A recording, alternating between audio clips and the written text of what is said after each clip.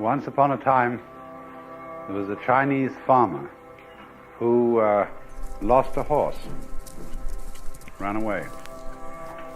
And all the neighbors came round that evening and said, "That's too bad." And he said, "Maybe."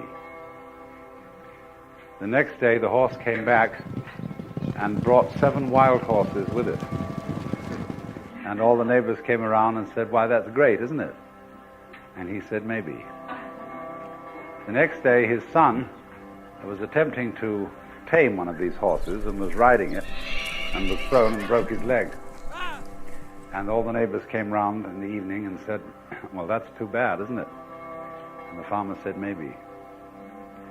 And the next day, the conscription officers came around looking for people for the army, and they rejected his son because he had a broken leg.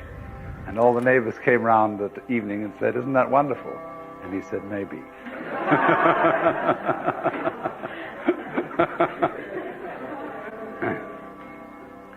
The whole process of nature is an integrated process of immense complexity, and it is really impossible to tell whether anything that happens in it is good or bad, because you never know what will be the consequences of a misfortune, or you never know what will be the consequences of good fortune.